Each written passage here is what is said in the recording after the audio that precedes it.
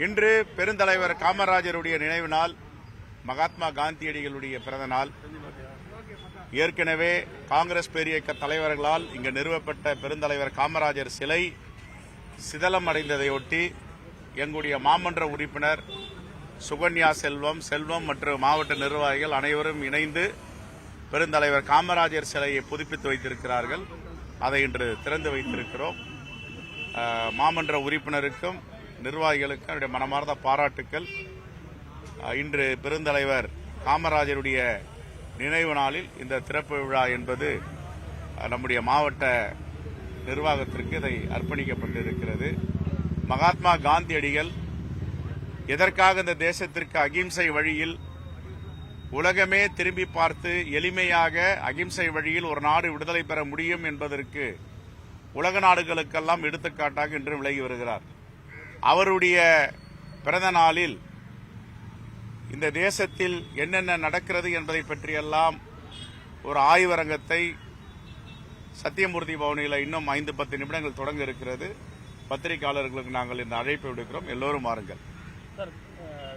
பாஜக அரசு 10 பேர் கொண்ட குழு கரூர் சம்பவத்தில் ஒரு குழு அமைச்சு விசாரணை இதற்கு மாற்றாக காங்கிரஸ் கட்சி சார்பில் ஒரு குழு அமைக்கணும்னு சொல்லி திருமாவளவன் அவர்கள் கோரிக்கை வச்சிருக்கார்.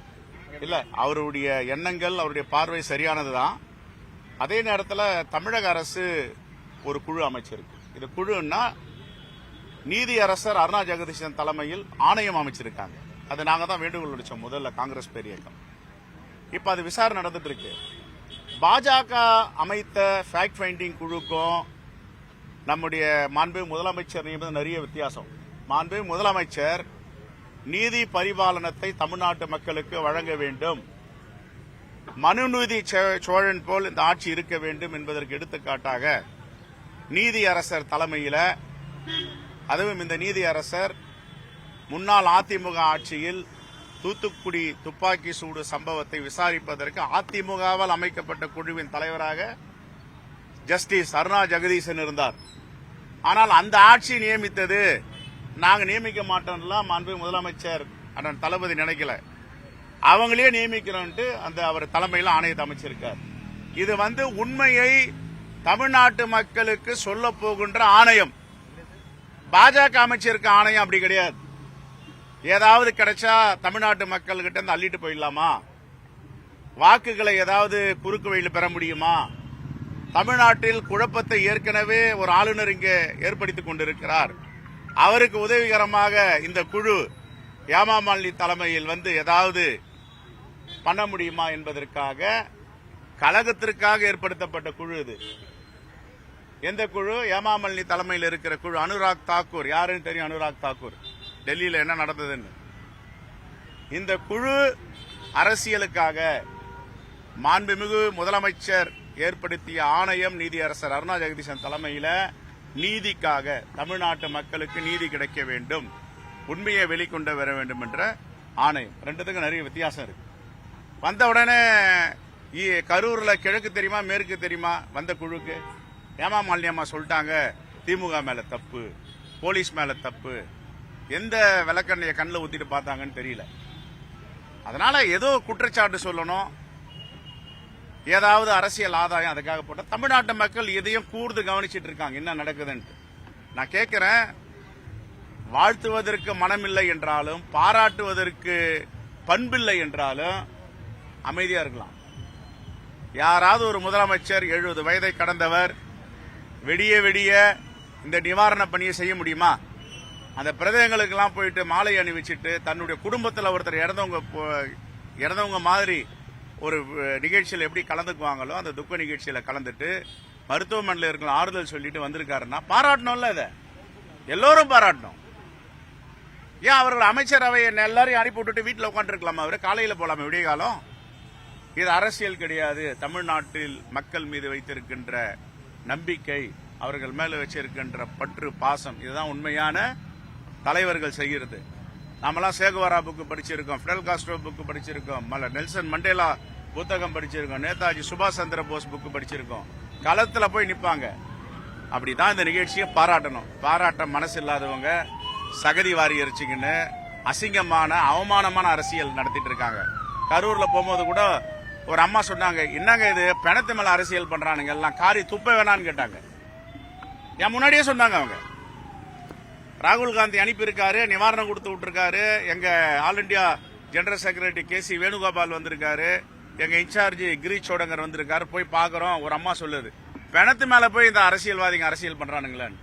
இதெல்லாம் அவமானகரமான விஷயம். தமிழ்நாட்டுக்கு தலைகுனிவு. அரசியல் தேவையில்லை, அனுதாபம் மட்டும்தான் தேவை. ரைட். பாஜக குழு உச்சநீதிமன்ற நீதிபதி தலைமையில ஒரு குழு அமைக்கணும், அவங்க நேரடியா சென்று ஆய்வு மேற்கொள்ளணும் அப்படின்னு தாராளமா. இப்ப இந்த குழுக்கு என்ன? இப்ப தமிழ்நாடு அரசு தமிழ்நாட்டுடைய உரிமைகள் எல்லாத்தையும் எடுத்துக்குவாங்களா? தமிழ்நாட்டில் இப்ப யாருங்க அந்த அம்மா? நீதி அரசர் யார் அவங்க? ஏற்கனவே எடப்பாடி பழனிசாமி அவர்கள் நியமிக்கப்பட்ட ஆணையம் தானே அது.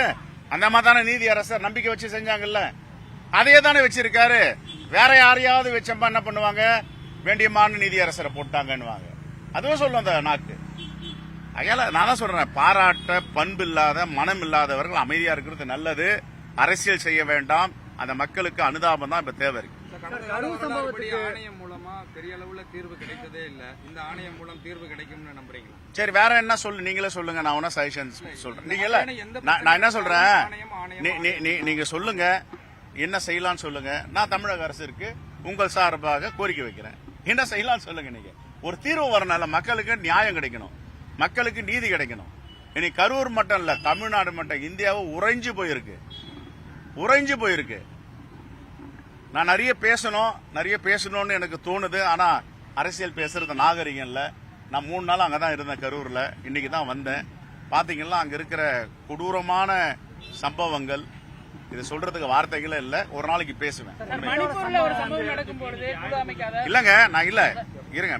கும்பமேளால பாஜக ஆளும் மாநில எத்தனை 100 பேர் இறந்தாங்க. அதுக்கு ஏமா மாலினி அமிச்சாங்களா? அனுராக் தாக்கூர் அமிச்சாங்களா? குழு அமிச்சாங்களா? ஏன் அமைக்கல?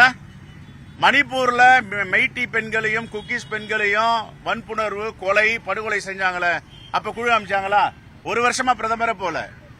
இங்க தமிழ்நாட்டுக்கு ஏன் அனுப்புறாங்க ஒரு குழுன்னா? கலகத்தை ஏற்படுத்த வேண்டும், அரசுக்கு தொந்தரவு கொடுக்கணும், ஆட்சிக்கு தொந்தரவு கொடுக்கணும். கொடுத்ததெல்லாம் போதாது, இன்னும் கொடுக்கணும் இருக்காங்க. தமிழ்நாட்டு மக்கள் இதையெல்லாம் பார்த்து கொண்டு வேடிக்கை பார்க்க மாட்டார்கள். கண்டிப்பாக வருகின்ற தேர்தலில் பதில் சொல்லுவாங்க. சார், கரூர் சம்பவத்துல விஜய் தரப்புல இருந்து ஒரு காணொலி வெளியிட்டாங்க. அது பல்வேறு தரப்புல இருந்து விமர்சனங்களை ஏற்படுத்துது. நீங்க அதை பாத்தீங்களா? எப்படி புரிஞ்சுக்கிறீங்க? நான் பார்க்கலங்க, பார்க்கல. சார், இன்னைக்கு சொல்லியிருக்கிறது என்னன்னா, முதலமைச்சர் அவர்கள் என்ன பழி வாங்கணும்னா என்ன பழி வாங்க, எங்கள் நிர்வாகிகளோ தொண்டர்களோ நீங்க பழி வாங்காதீங்க அப்படிங்கிற மாதிரி சொல்லியிருக்காரு. நான் பார்க்கலன்ற என்ன போய் கேட்டீங்களா? என்ன அப்புறம் அரசியல் வேண்டாம், அனுதாபம் தான் தேவை.